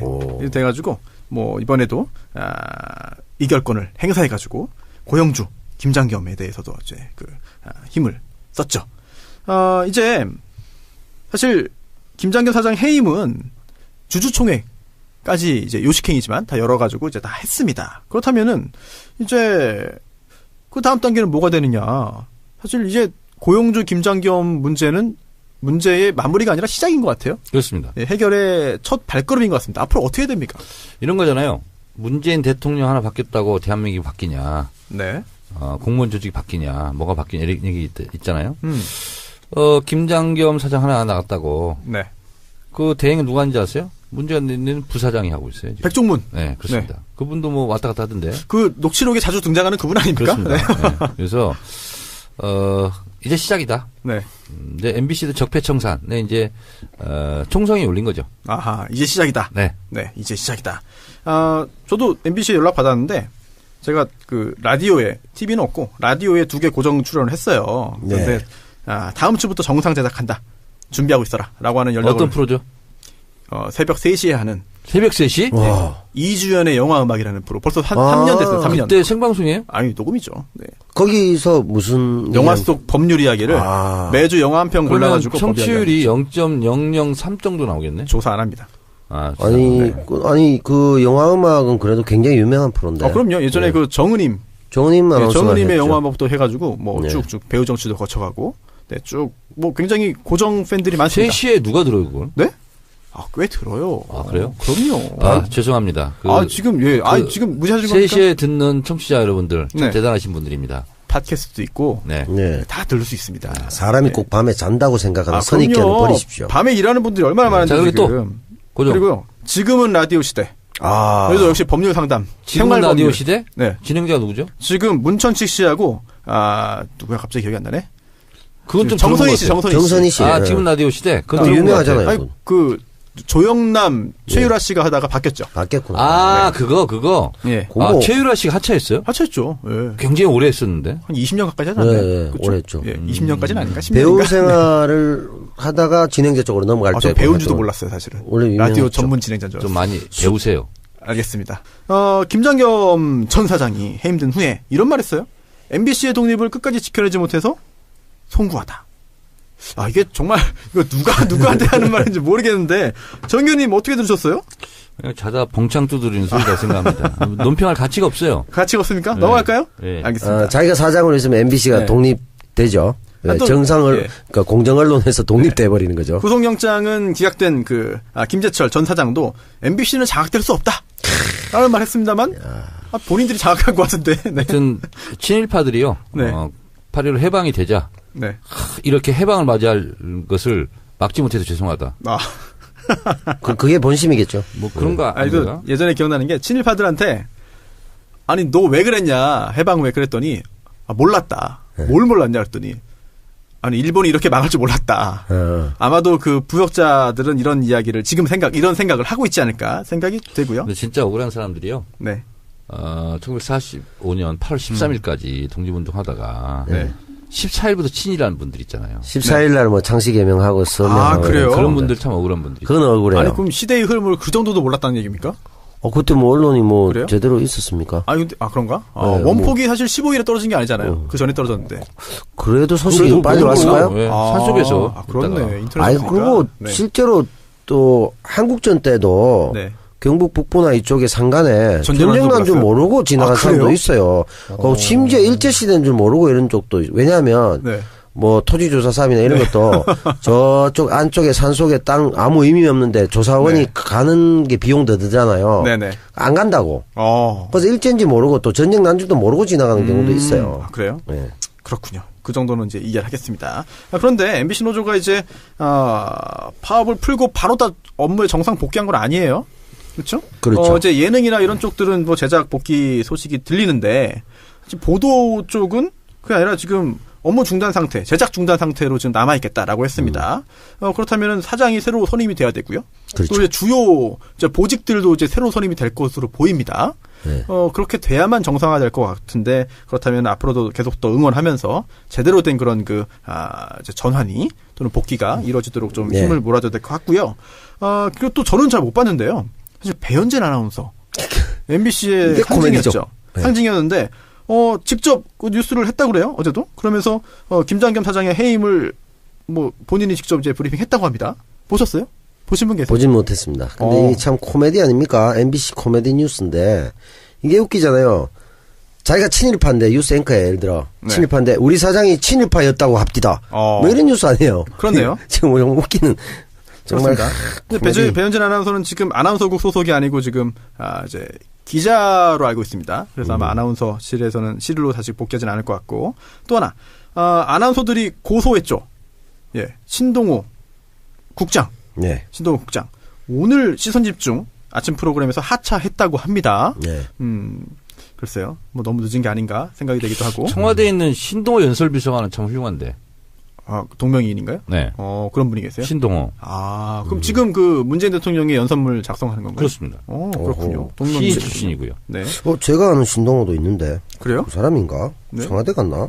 근데 이 신동호 아나운서도 이거 대구가 나온 대표적인 개망신 아닙니까? 네. 대구가 나온 너무 비난하시는 거 아닙니까? 아니 지금? 맞습니다. 네. 이 경신고 출신에 대구 그래요? 제가 알고 경신고 있습니다. 축구 잘하는데 거기요?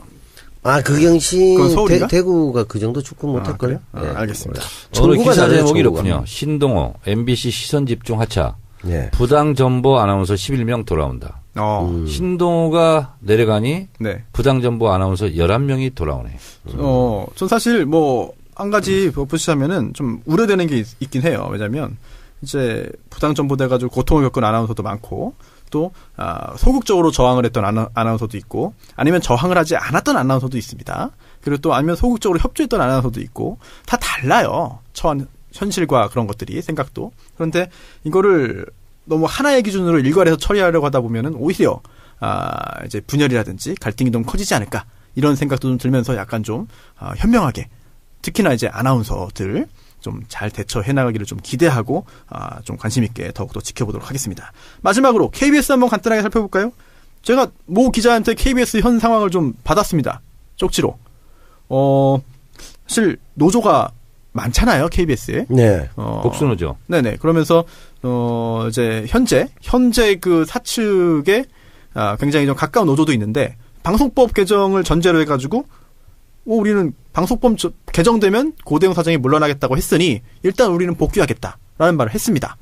이게 사실은 언어 도단이 아닌가 싶은 생각이 들기도 하는데요.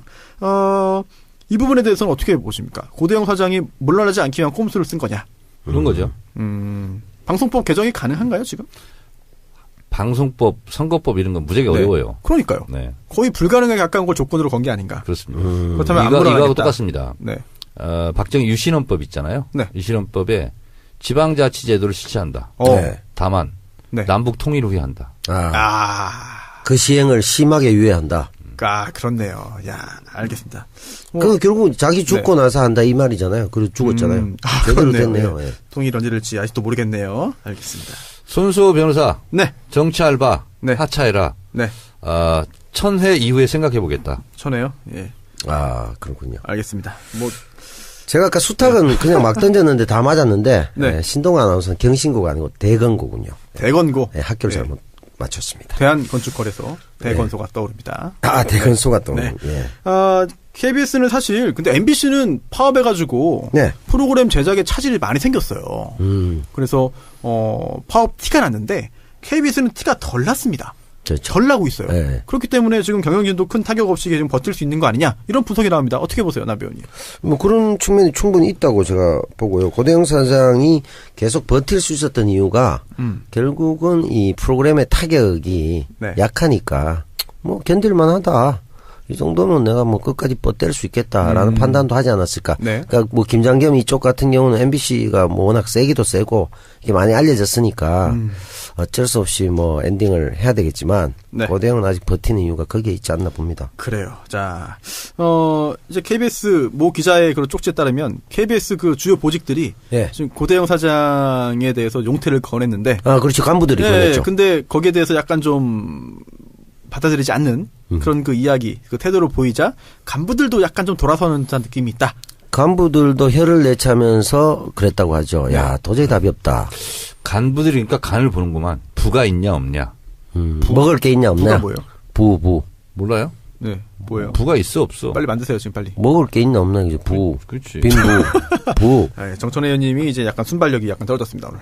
네. 그쵸? 아니 원래 부 있어 없어 이게 하잖아. 아, 그런 말이 있어요? 당연하지. 그거 하잖아. 뭐예요? 먹을 게 있냐 없냐 이런 거. 아, 진짜로요? 중국에서? 그럼 쾌가 있냐 없냐 이런 거 들어봤어요? 잘 쓰진 않지만 그래도 뭐 즐거움이 있냐 뭐 이런 쾌가 거 있어 아, 없어. 나 처음 들어보는데. 부가 있어 없어. 처음 들어봐요. 부가는 보통 부가세가 있다 뭐 이런 표현. 아니야 그게 아니고. 뭐야. 하여튼 뭐 세대 차인데? 많이 배우세요. 저도 40대인데. 남배우님 배우가 무슨 뜻이라고요? 예? 평생 배우라. 배워라 뭐 이런 뜻. 평생 배우라고. 예. 배우죠. 예. 알겠습니다. 마지막 또 네. 아재 개그. 마지막에 뭐 좀 이상하게 좀 흘러가고 예, 있습니다. 네. 아, 오늘 손혜원 의원님도 오셨으면 좀 더 재밌게 할 수 있을 텐데, 약간 아쉬운 마음이 들고, 다음 주에는 꼭 오시면 좋겠고요. 그리고 또 만약에 손혜원 의원님이 다음 주에도 또 의정 활동 때문에 못 오시면, 네. 아, 워낙 바쁘시니까, 예. 좀 초대 손님, 특별 초대 손님, 정 의원님 한번 좀 고민해가지고 준비해 주시죠. 알겠습니다. 네. 기대를 많이 하도록 하겠습니다. 주진우 사기 이렇게 검색되겠네요. 아, 그럼 좋죠. 네, 참석 안 네. 하면 사기니까. 아, 그렇네요. 우리끼리 막 결정해버린 건가요, 그러면? 네. 알겠습니다. 세상을 바꾸는 정치 뉴스 팟캐스트, 정치 알바, 정치 알아야 바꾼다. 134번째 방송, 여기까지였습니다. 들어주신 여러분께 감사드리고요. 다음 주, 저희 4명 다시 한번 찾아뵙겠습니다. 감사합니다. 인터넷에 주문을 하잖아요. 그래서 홈쇼핑 방송이 한 5개 된답니다. 이게, 이야기 약간 새입니다만, 한 5, 6년 전에 베트남, 캄보디아, 미얀마에 우리나라 홈쇼핑처럼 만든다고 해가지고, 투자, 사기, 네. 이게 성행해가지고, 우리나라에 이것 때문에 정말 집안 망한 사람 되게 많아요. 네. 근데 지금 이제 그것은 아주 초입기인데 지금 네. 어느 정도 정착을 해서 5개 홈쇼핑 방송 중에 1위가 우리나라 거랍니다. 그래서 이제 주문을 하잖아요. 네. 그러면 택배 기사가 네. 택배를 합니다. 그리고 거기서 현찰로 결제기네. 돈을 받습니다. 현찰로. 그래서 그게 이제 유행이더라고요, 지금. 네네. 그러면서 좀 여유가 생기기 시작하면서 네. 소비가 활성화되고 있다. 그래서 이 아세안 사람들의 꿈이 중산층으로의 진입인데 네. 네. 현재 중산층이 8천만 명 정도로 집계가 된답니다. 어, 근데 몇 년 후에는 4억 5천만 명으로 중산층이 폭발적으로 느는 거네요. 폭발적으로 느는 거죠. 소비가 이제 증대되는데 이 시장에 한국이 뛰어들겠다. 네. 그래서 저는 경제 블루오션이 이 아세안 10개국이지 않을까 지금 좀 듭니다. 지금 일본이 좀 앞서나가고 있나요, 그러면? 그건 이 시장은? 모르겠는데 네네. 이 동남아시아 이쪽에 또 한류 바람이 또 불고 그렇죠. 아, 그렇죠. 있지 않습니까? 네. 그래서 이 한류라는 것은 사실은 경제 선봉대거든요. 인도네시아는 그 태진아 씨 아들 이루. 네. 네. 이루가 최고 인기 가수고. 오. 그렇답니다. 예. 우리나라와 약간 좀 다른 그런 게 좀 있어요. 근데 이제 인도네시아는 한 90% 이상이 자동차가 일제입니다. 그 이유가 뭐냐면 네. 일본이 인도네시아에 고속도로를 공짜로 깔아줍니다. 아, 그래요? 그리고 대신 우리 차만 사. 아, 그래요? 네. 우리한테는 식민지 만들어서 철도 깔았는데 네. 거기는 그냥 먼저 주고 큰 장사를 아니, 했네요. 저도 인도네시아를 저는 여행은 사실 한 번도 못 가보고 출장으로 2박 3일 있어봤는데 자원이 엄청 많아요. 네. 진짜 노천 탄광이 있어요. 네. 그래서 그냥 석탄 위를 그냥 걸어다니면서 그냥 바로 파가지고 배에 실어가지고 수출하는 거예요. 네. 대단한 나라입니다. 사실 자원 규모가. 제 친구도 개성공단 쪽에 있다가 엄청난 손실을 갑자기 문 닫는 바람에 엄청난 그 손실을 입었는데 인도네시아로 갔어요. 네. 그래서 거기서 지금 국내 대기업 쪽에 뭐 이 일을 담당하는데 상당히 연봉도 높고 그래요? 또 한 50층 이런 데 살더라고. 그래서 내가 와 이게 인도네시아가 대단하구나 하니까 야 웃기지 마라 여기 대단한 시장이다. 그리고 난 그렇게 좋은 데 사는 줄도 몰랐어. 좋은 게 많더라고요. 네. 그래서 베트남, 인도네시아, 말레이시아, 싱가포르, 태국 이런 쪽 있잖아요. 네. 여기가 이제 우리보다는 경제력이 많이 떨어지긴 하는데 그렇죠. 지금은. 어찌됐든 우리 대한민국에 대한 그 호감도가 또 나쁘지 않고. 맞아요. 그래서 네. 그 동남아시아에서 봤을 때는 우리로 또 인력 수출을 많이 하고 있지 않습니까? 네. 여기서 많이 그렇죠. 노동자들이 네. 와서 네. 일을 하고 있고. 그래서 어떻게 보면 코리안 드림 이런 꿈과 희망을 가지고 있죠. 그래서 우리가 이 시장을 개척한다는 것은 우리의 블루오션이 될 수 있다 생각합니다. 이 문재인 대통령의 신남방 정책에 맞추어서 네. 제가 다음 주부터 네. 대구에서 인도 방글라데시 영화제를 합니다. 아, 그래요? 예. 오. 그러니까 이게 참 문화 교류도 중요하거든요. 그 인도 자체- 방글라데시? 예, 인도하고 방글라데시. 여기 아니잖아요. 방글라데시는 아닌데. 예, 예, 인도도 되게 아니잖아. 그렇네요. 아무튼 잘- 합니다. 잘못 네. 얘기했습니다. 서방 정책, 네. 동방인가? 하여튼, 합니다. 이런 이제 문화 교류가 굉장히 그 자체로는 돈이 안 되는 것 같지만, 실제로. 그리고 거기에 이제 대구 쪽에 일하는 인도나 인도네시아, 파키스탄, 방글라데시 이런 분들이, 노동자들이 작업했다고 그럽니다. 그러니까 지금 이제 막 이제 태동한 그런 이제 일종의 연합체죠. 근데 이 10개국의 규모를 봤더니요. 네. 국내 총생산 GDP 합계는 2조 4,355억 달러. 이게 세계 7위랍니다. 어휴. 인구는 6억 3천만 명으로 세계 3위랍니다. 어휴. 그래서 청와대는 2020년까지 아세안과 교역 규모를 현재 중국 교역과 비슷한 수준. 그러니까 중국이 현재 2,100억 달러랍니다. 네. 그러니까 중국에 우리가 수출을 하는 게 우리나라 전체 수출량의 4분의 1입니다. 25%. 네. 그리고 미국, 일본, EU를 다 합쳐서 또 25%. 이렇게 됩니다. 그러니까 중국이 차지하고 있는 비중이 엄청나게 크죠. 네. 근데 이에 맞먹는 그런 교역 규모를 앞으로 확대해 나가겠다. 그럼 우리나라가 아주 잘 살게 되겠군요. 그렇습니다. 그리고 우리가 어떻게 보면 외교적인 측면에서도 굉장히 이제 어느 나라에 휘둘리는 것이 좀 비중이 줄어들겠죠. 다중외교. 그렇습니다. 그렇습니다. 이 신남방 정책 성공의 키는 인도네시아가 이제 주로 아시안 10개국 중에서는 가장 큰 나라죠. 인구도 엄청 많죠. 그래서 이제 인도네시아 GDP를 봤더니요. 1조 205억 달러, 세계 15위입니다. 아, 그 정도로 커요? 그 정도로 큽니다, 인도네시아. 와. 인구는 2억 5,500만 명. 아, 우리 5배. 네. 이것도 이제 세계 한 4위 정도 규모랍니다. 그러니까, 중국, 인도, 네. 그리고 미국, 이런 나라. 다음에 아마 인도네시아가 그 규모인 거. 굉장히 큰 시장이네요. 큰 시장입니다. 예. 그래서 인도네시아는 87%가 이슬람교. 네. 라서 세계 최대 무슬림 국가라고 이렇게 합니다. 네. 이 문재인 대통령이 인도네시아에 가서 이제 연설을 하죠. 네. 그래서 3P를 얘기합니다. 3P? 3P. 마음과 마음이 이어지는 3P는 좋은 건데? 피플 공동체. 네. 프롬프트 박이 네. 3P인데. 안보 협력을 통해 아시아 평화에 기여하는 피스 공동체, 평화 피스. 공동체. 아, 예. 네. 호혜적 경제 협력을 통해 함께 잘 사는 상생 번영, 프로스페러리 네? 공동체. 뭐죠, 그게? 상생번영. 프로스페러티. 어렵네요. 역시 또 사람이 먼저군요. 그렇습니다. 피플. 예. 그래서 이 3P를 얘기를 했는데 저는 이번에 이 문재인 대통령이 트럼프 정상회담을 하고 나서 곧바로 이제 아세안 순방위기에 갔는데 네. DMZ도 하루 더 못 가고 바로 갔습니다. 근데 에이펙 정상회담도 이제 참가하고 있는데 어쩌면 이렇게 쫙하게 찝어서 이렇게 외교의 방향을 또 하나의 분수령을 이렇게 만드는가 하면서 저는 무릎을 쳤습니다. 신남방 정책. 어떤 부분에서 그러면 이게 정말 지금 상황에 굉장히 적합하고 좋은 그런 외교 정책이다 이렇게 판단하셨나요? 타이밍이 적절했던 것이 타이밍이 좋다. 제가 며칠 전에 이 신아시안 시대 이런 TV 프로를 하나 봤는데요. 베트남, 그다음에 인도네시아 이런데 이제 실제로 생활상을 전해주는 프로그램이었는데 유익한 프로그램이었습니다. 베트남에는 지금 어떤 게 소비가 지금 유행 조짐을 타냐면 뭐죠? 우리 홈쇼핑 있지 않습니까? 예. 인터넷 주문. 네. 이것이 막 지금 화랑기에 들어서고 있습니다. 그래서 거기는 아직 인터넷 결제 이런 걸 뭐 하지 않고 한국 영화를 보러 오는 거죠. 예. 근데 이 공교롭게요. 네. 신북방 정책과 신남방 정책을 선으로 연결하면 네. 제2자가 됩니다. 아, 제2가 됩니까? 제2. 그러니까 일본 약 올리려고 그러는 겁니까? 제2. 아, 지도상에? 네, 지도상. 네네. 제2자. 그래서 이 문재인 일본만 정책. 피해가네요. 약 올리는 거예요. 그렇습니다. 진짜. 문재인 정책이 제이노믹스지 않습니까? 네.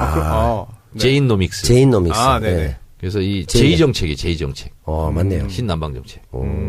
그렇군요. 청와대 공식 해소인가요? 그냥 제가 한번 생각해봤습니다. 약간 그 우산 모양으로 같네요. 우산 손잡이 그래요? 쫙 내려온 제2자. 알겠습니다. 아니, 지금 굉장히 이번 신남방 정책의 어떤 중요성, 가치, 앞으로의 미래를 잘 설명해 주셨고, 혹시 이번 순방 기간 동안에 좀 네티즌들이 많이 관심도 보였고, 또, 환호했던 그런 장면들이 굉장히 많았거든요. 남배우님은 뭐 어떤 게 좀 기억에 남으세요? 비를 맞으며 기념식수를 했던 어디서죠? 그 장면. 인도네시아에서. 인도네시아에서. 네, 국빈 방문했을 때. 그리고 이게 우리가 말씀하셨던 지금 것하고 상당히 유사한데요. 두 정상이 쇼핑몰을 방문을 해서 쇼핑을 하는데 위도도 대통령이 손수 운전하는 카트를 타고 쇼핑몰로 이동했답니다. 그러니까 MB가 몰았던 카트하고는 다른. 그렇네요. 아니 그때 그 카트에 앉아가지고 그 두 정상의 그 웃는 장면을 제가 사진으로 봤는데, 아니 이게 되게 오랜 친구끼리 만난 듯한 느낌?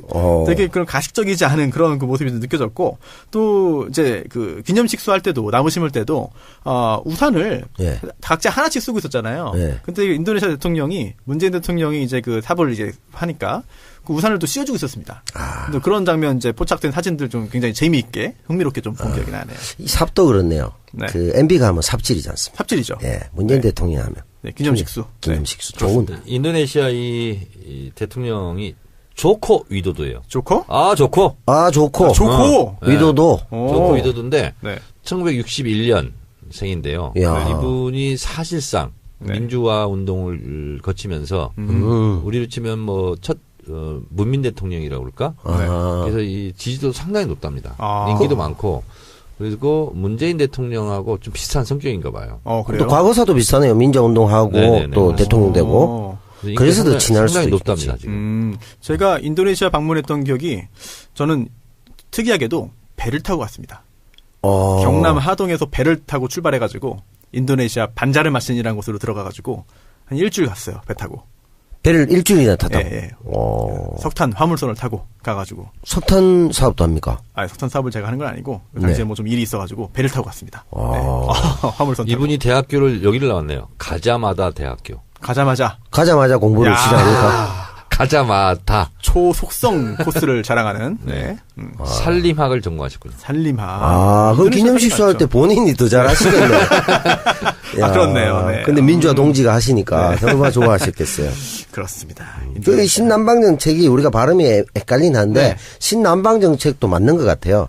동남아하고 한국이 다 훈훈하게 따뜻하게 잘 살게 되는 좋은 정책입니다. 지금 남방이라고 하신 거예요? 거기는 원래 더워서 난방 안 해도 됩니다. 그럼 또 죽나요? 네. 그럼 우리가 따뜻해지겠군요. 아예 난방이 없을걸요? 거기는?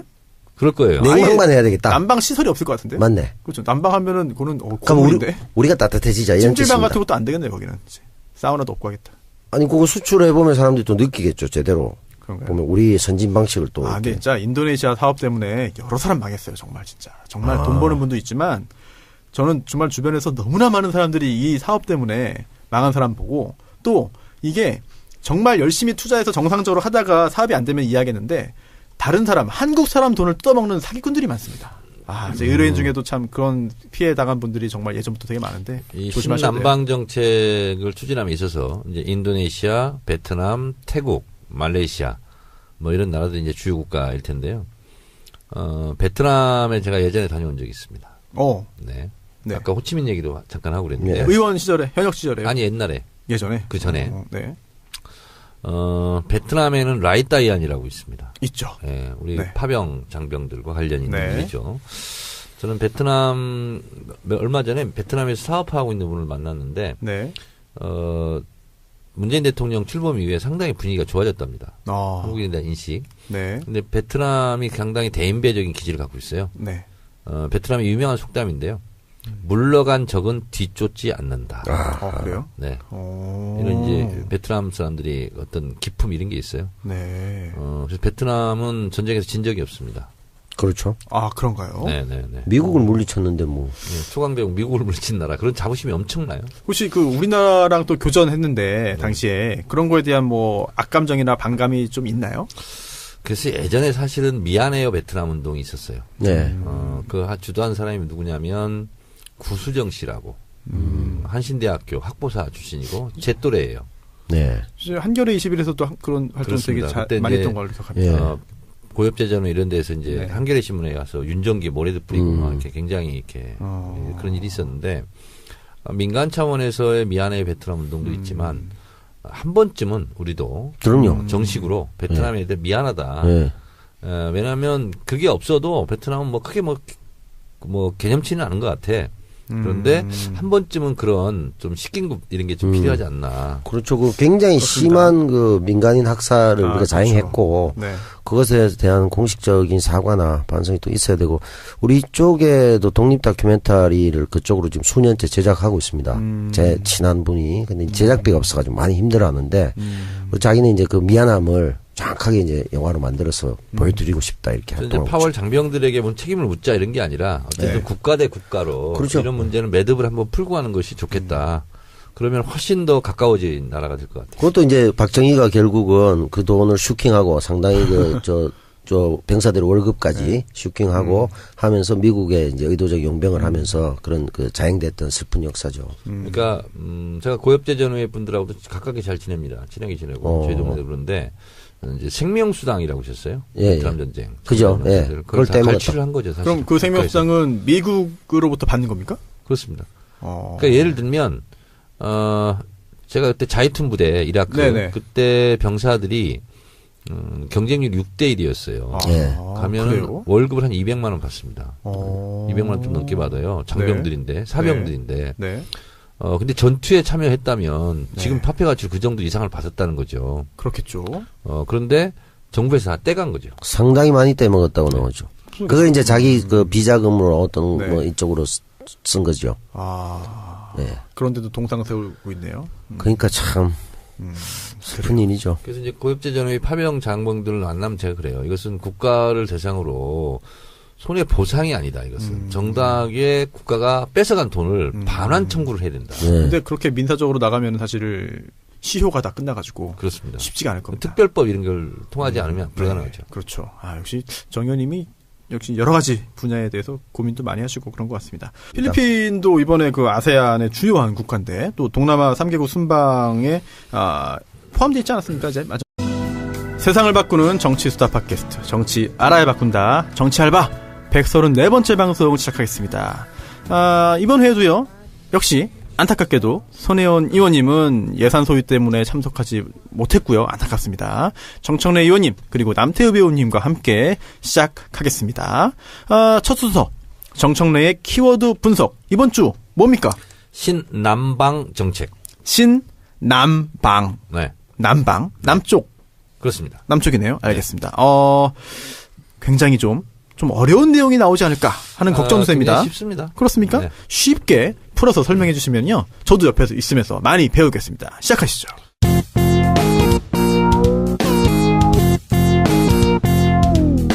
정청래 키워드 분석. 문재인 대통령이 신북방 정책을 제기했었습니다. 그런가요? 러시아의 푸틴 대통령 만났을 때. 작년 9월 정도? 작년 9월이 아니죠. 아닌가요? 아, 올해 9월이군요. 그렇습니다. 아, 네네. 2달 전이네, 벌써. 작년엔 아, 대통령이 그렇네요, 아니었죠. 네. 아, 죄송합니다. 마음속에는 2012년부터 대통령으로 생각하고 있었죠. 북방 정책이니까 그러면 원래 북방 정책이 있지 않았겠어요? 네. 네. 그건 노태우 대통령 때 북방 정책. 박철원하고 그렇습니다. 했던. 네. 중국, 러시아 등과 수교를 맺고 우리는 북부 지방의 나라들과 잘 지낸다. 뭐 이런 거죠. 이런 거에서 신북방 정책, 문재인 대통령의 신북방 정책은 가스 등 에너지를 서로 공유하고 그리고 외교 안보에도 긴밀한 공조를 하자. 이제 이런 신북방 정책이 있었죠. 네. 여기에 대비해서 대선 때도 이제 공약으로 했었는데 신남방 정책을 추진하겠다. 남방. 네, 이런 겁니다. 이걸 한마디로 압축 요약하면 안보는 미국, 그리고 경제는 중국, 네. 그리고 일본과 러시아 음. 주변 사강이 있지 않습니까? 그렇죠. 이러다 보니까 리스크가 좀 커지는 겁니다. 어떤 리스크요? 우리가 주식도 몰빵하면 좀 위험하지 않습니까? 아, 위험하죠. 예, 계란을 한 위험합니다. 바구니에 담그지 예, 마라. 위험해요, 네, 위험해요. 네, 그래서 외교의 다변화, 다변화. 네, 아하. 이런 차원에서 네. 트럼프 대통령과 정상회담 할 때는 산불 정책을 미리 얘기했지 않습니까? 네. 그 산불 정책은 사드 추가 배치 안 하겠다. 네. 한미일 군사동맹 안 하겠다. 네. 뭐 이런 거 이제 균형 외교를 사실상 천명했고 네. 시진핑 국가주석과의 정상회담을 앞둔 사전 정지 작업이었죠. 네. 이래서 사드의 경제 보복이 있다 보니까 우리가 상당히 골치 아픈 경우가 많지 않았습니까? 아, 그럼요. 그래서 아세안 국가 네. 10개국과 경제 교류를 좀 더 활성화시키겠다. 저는 대단히 이것은 무릎을 칠 만한 굉장히 저는 국익 차원에서 굉장히 중요한 정책이다 이렇게 보고 있습니다. 그래서 이 아세안 10개국과 앞으로 주변 사강과 맞먹는 그런 교류 협력 사업을 하겠다 이런 겁니다. 야, 엄청 규모가 커지겠네요. 네, 그래서 이 아세안이라는 건 그럼 뭐냐 도대체? 네. 잠깐 설명드리면 네. 1967년 창립을 했는데요. 인도네시아가 이제 주로 주요 국가입니다. 강국이죠, 네. 사실. 인도네시아, 말레이시아, 필리핀, 싱가포르, 태국 이 5개국에 브루나이를 더해서 6개국이고요. 여기에다가 캄보디아, 라오스, 미얀마, 베트남. 그러니까 우리 한반도 남쪽 지방에 있는 예. 동남아 국가라고 예. 생각하시면 되겠습니다. 이런 국가들로 이제 구성이 되는데요. 2015년에 공식적으로